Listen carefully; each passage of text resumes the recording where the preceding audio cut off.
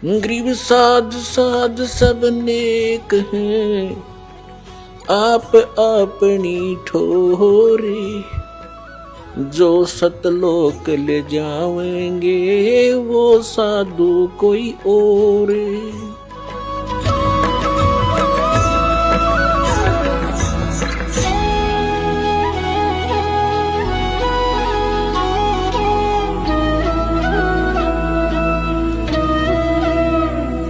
हम कैसे फंसे इस काल के जाल में हम सभी। तो आज आपको सृष्टि रचना सुनाएंगे। जैसे आज सुबह का सत्संग था, भजन करो उस रबदा जो दाता है कुल सबदा। अब वो दाता कुल सबका जो दाता है, सबका पालनहार है, वो परमात्मा है कौन? अब उसकी जानकारी आपको होनी चाहिए। जब तक आप सृष्टि रचना से परिचित नहीं होगे, तब तक आप किसी भी सदग्रंथ को और परमेश्वर कबीर जी की वाणी को या परमात्मा परिचित जितने संत हैं उनकी अमर वाणी को आप नहीं समझ सकते, उसका अनर्थ ही कर सकते हैं। तो आप जी को परमात्मा की उस मास्टर की का ज्ञान कराते हैं। मास्टर की माने मुख्य चाबी।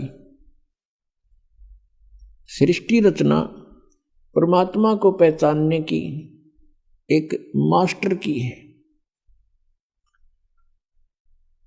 आज से 600 वर्ष पहले परमात्मा आए थे और उस समय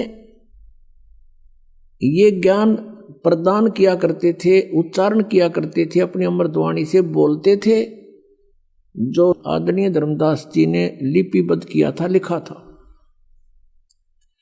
और वो लिखा हुआ आज हमारे पास पवित्र कबीर सागर जी के अंदर, पवित्र कबीर जी की साखियों में, पवित्र शब्दावलियों में हमारे पास उपलब्ध है, और पवित्र कबीर बीजक में। वैसे कबीर बीजक कबीर सागर से ही निकसित एक अलग से ग्रंथ उन्होंने वाणी छांट कर बना ली। तो वो परमात्मा ने स्वयं आकर के ज्ञान दिया था। और उस समय परमेश्वर स्वयं कहा करते थे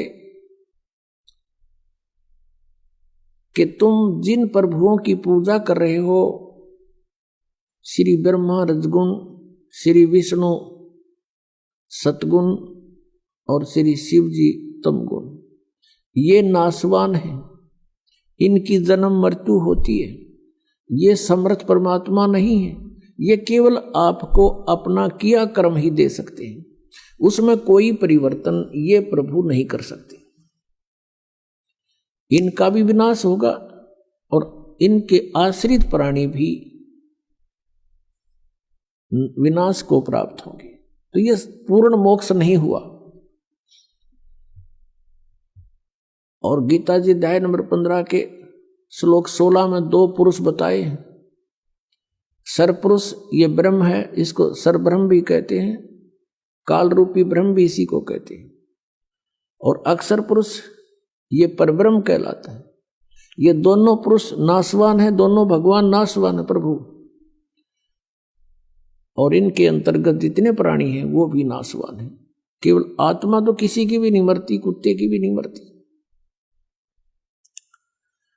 गीता जी अध्याय नंबर 15 के श्लोक 17 में तुरंत कहा कि उत्तम पुरुष है तू अन्य परमात्मा इति उदाहरते। वो श्रेष्ठ परमात्मा वास्तव में भगवान तो कोई और है जिसे परमात्मा कहते हैं।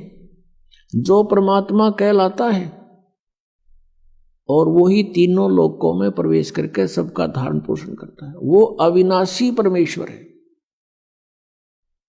तो उस समय इन नकली गुरुओं ने, नकली ब्राह्मणों ने, ब्राह्मण का अर्थ यहां पर कोई जाति विशेष से नहीं है।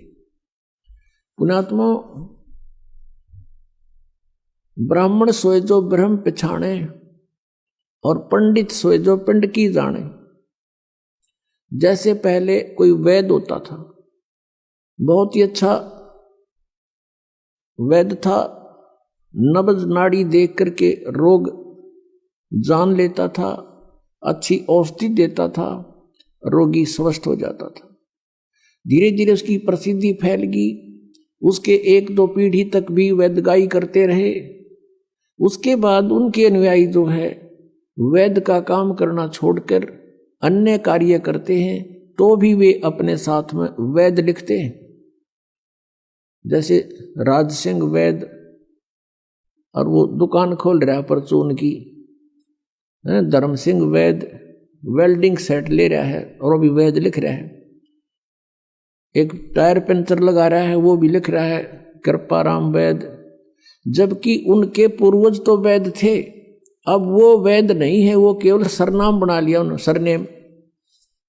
ऐसे ही जो ब्राह्मण पंडित अब वर्तमान के हैं, ये ब्राह्मण नहीं है तो सिर्फ उस वैद्य लिखन लागे शर्मा और पंडित, ये वो पंडित ब्राह्मण नहीं है। ये क्रिया करते हैं, कोई खेती करता है तो ब्राह्मण वो भी लिखता है, किसी ने कोई और दुकान खोल रखी है वो भी पंडित जी लिखता है। तो ये पंडित नहीं है, वो तो उस वैद्य वाली परंपरा से लिखन लाग गए। मेरे पूज्य गुरुदेव जी इस ब्राह्मण परंपरा से संबंध रखते थे। संसारिक शब्दों में कहें कि वो ब्राह्मण थे, पंडित थे।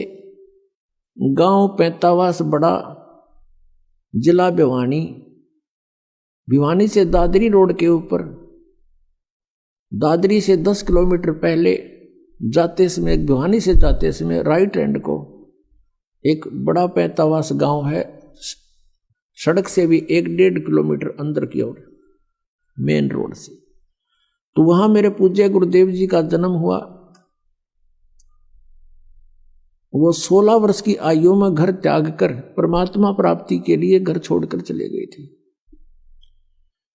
आगे उनको कबीरपंथी संत मिल गए, और मेरे जो दादा गुरुजी थे, यानी मेरे पूज्य गुरुदेव जी के पूज्य गुरुदेव, वो गांव छावला दिल्ली में, गांव छावला के जाट थे, और उन्होंने काशी विद्यापीठ से शिक्षा ग्रहण कर ली। वो भी घर छोड़कर चले गए थे 15-16 साल की आयु में। उनके गुरुदेव ने, हमारे दादा गुरुदेव के गुरुजी ने उनको शिक्षित करा दिया था। वो 4 विषय के आचार्य हो गए थे, और वो जाट होते हुए अपनी जो पदवी लिखते थे, अपनी डिग्री लिखते थे, पंडित चिदानंद। आज उनका आश्रम है डिस्ट्रिक्ट सोनीपत, खरखोदा के पास एक गोपालपुर गांव है। गोपालपुर गांव में मेरे पूज्य गुरुदेव के गुरुदेव यानी हमारे दादा गुरुजी का आश्रम है। उसके ऊपर लिखा हुआ मोटे अक्षरों में पंडित चिदानंद जी आश्रम, यानी वो जाट होते हुए पंडित लिखते थे। हमारे गुरुजी ब्राह्मण होते हुए ब्राह्मण नहीं, संत लिखते थे, स्वामी लिखते थे। वो कहते थे ब्राह्मण नहीं हूं मैं संत हूं। तो यहां ब्राह्मण उसको, पंडित उसको कहते हैं जो गुरु पद पर और वैसे जो शिक्षा ग्रहण कर लेता है। वैसे तो परमात्मा का ने डेफिनेशन बता दी, पंडित सोए जो पिंड की जाने, ब्राह्मण सोए जो भगवान पहचाने। वो ब्राह्मण होता तो हम ब्राह्मण हो गए, हम ही पंडित हो गए, क्योंकि हमने खोज लिया उस भगवान को ढूंढ लिया, पहचान लिया उस मालिक को। तो अब हम इसलिए डिफाइन करना पड़ता है कि कोई बेदक ना जा बीच में, कि तो ब्राह्मणा ने बूढ़ा बतावे।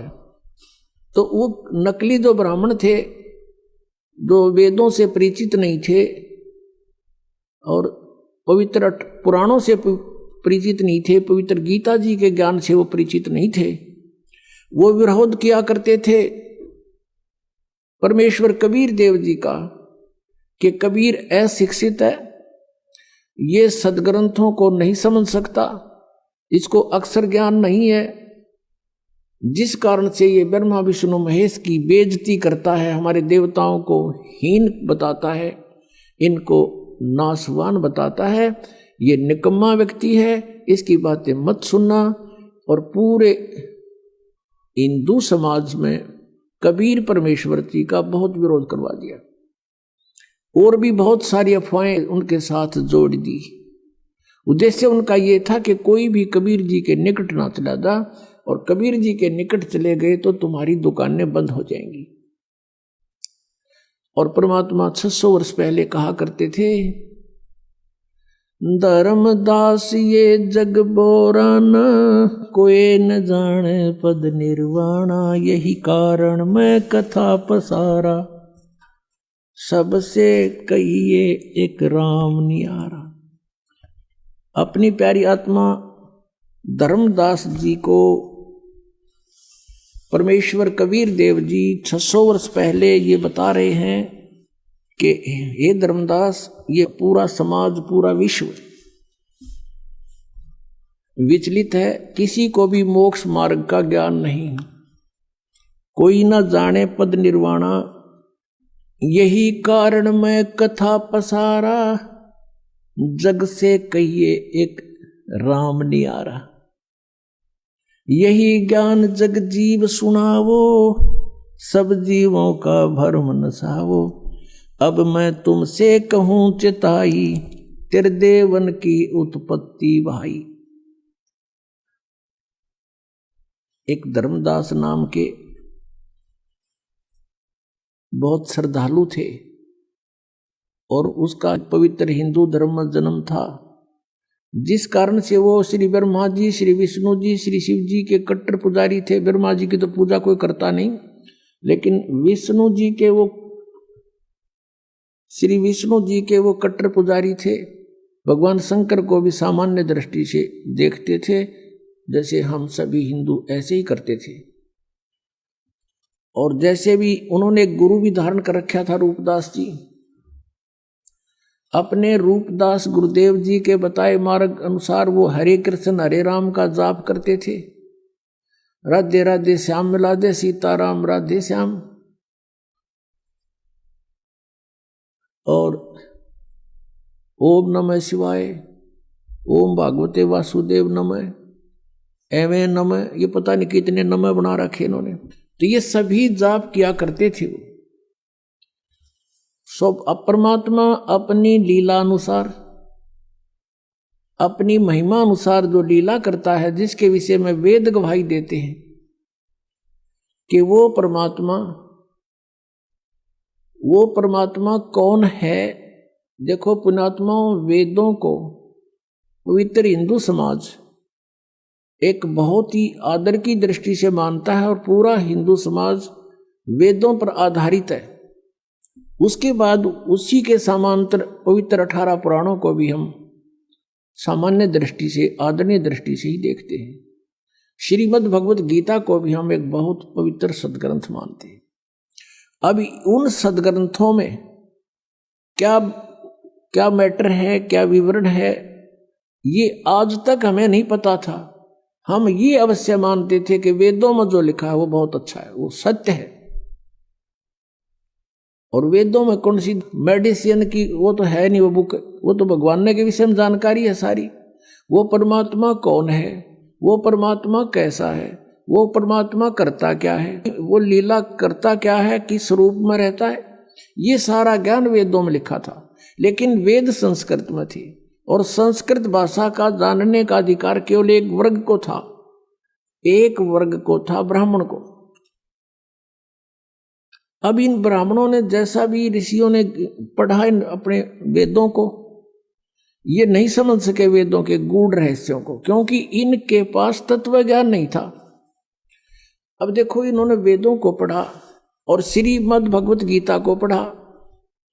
श्रीमद् भगवत गीता अध्याय नंबर 4 के श्लोक नंबर 34 में कहा कि उस तत्व ज्ञान को, कौन से तत्व ज्ञान को? श्रीमद् भगवत गीता अध्याय नंबर 4 के श्लोक नंबर 32 में कहा कि वो तत्व ज्ञान जो परमात्मा ने अपने मुख कमल से आकर बोला है, वो तत्व ज्ञान है। और उसमें यज्ञों की अर्थात धार्मिक अनुष्ठानों की जानकारी बहुत विस्तार के साथ है।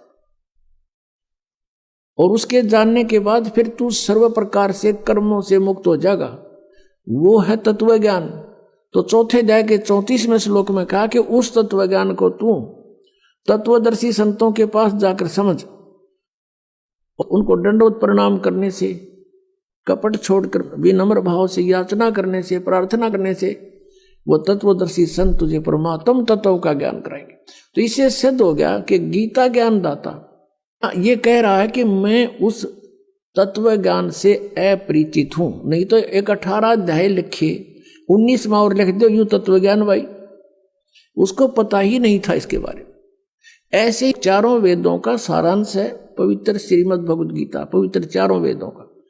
यजुर्वेद अध्याय नंबर 40 के मंत्र नंबर 10 से लेकर 13 तक 2 बार गवाही दी है कि कोई तो परमात्मा को असंभवात माने जो जन्म नहीं लेता यानी निराकार है, और कोई उसको कहते हैं संभवात जैसे राम और कृष्ण रूप में जन्म लेकर प्रकट होता वो साकार है। कहते हैं भगवान साकार है या निराकार है, इसकी जानकारी भी तत्वदर्शी संत बताएंगे, उनसे सुनो, वो सही सही बताते हैं। तो इससे सिद्ध हो गया कि वेद ज्ञान भी कंप्लीट नहीं है। इसलिए वेदों में लास्ट में लिखा है नेति नेति। नेति का अर्थ होता न इति, इति माने एंड अंत, न माने नहीं। हमने जो ज्ञान दे दिया ये पूर्ण नहीं है, ये इतना ही नहीं है। तो इससे सिद्ध हो गया कि वेद भी इनकम्प्लीट ज्ञान रखते हैं। तो इन महापुरुषों ने, ब्राह्मणों ने, ऋषियों ने, जैसे ब्रह्मा ने, विष्णु ने, शिव जी ने, इन सभी ने वेदों को पढ़ा और वेदों में भी पढ़ने के लिए ड्यूटी लगा दी ब्रह्मा की कि आप इनको पढ़ो और अच्छी तरह समझो और हमें समझाओ। तो ब्रह्मा को ब्राह्मण कहने लगे। ब्रह्मा के वंशज जितने थे, ब्रह्मा जी ने उन ऋषियों को भी अपनी तरफ से जैसा भी उन्होंने वेदों को समझा वो ज्ञान बता दिया, तो उसके वंशज सारे ब्राह्मण कहलाने लगे। तो ब्रह्मा जी ने जो विष्णु और शिव जी को ज्ञान दिया उन्होंने फाइनल मान लिया कि जो इन्होंने ठीक पढ़ा है वेदों को ऐसा ही होगा। यही परंपरा फिर आगे चलते हुए आ गई। इन वेदों को पढ़ने का केवल अधिकार ब्राह्मणों को रह गया। संस्कृत भाषा को यही जानते थे, अन्य नहीं जानते थे।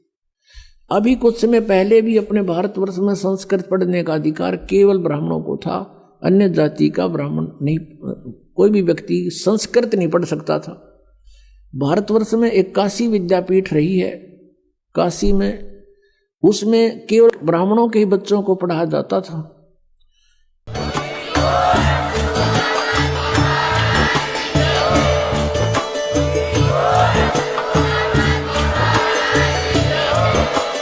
आप सुन रहे थे जगत गुरु तत्वदर्शी संत रामपाल जी महाराज जी के मंगल प्रवचन। अधिक जानकारी के लिए विजिट कीजिए हमारी वेबसाइट www.jagatgururampalji.org। संत रामपाल जी महाराज जी के शुभ आशीर्वाद से पूरे विश्व भर में 500 से भी ज्यादा नाम दीक्षा केंद्र हैं, जिन पर संत रामपाल जी महाराज जी द्वारा ऑनलाइन निशुल्क नाम दीक्षा दी जा रही है। अपने नजदीकी नाम दीक्षा केंद्र का पता करने के लिए संपर्क करें 8222880541।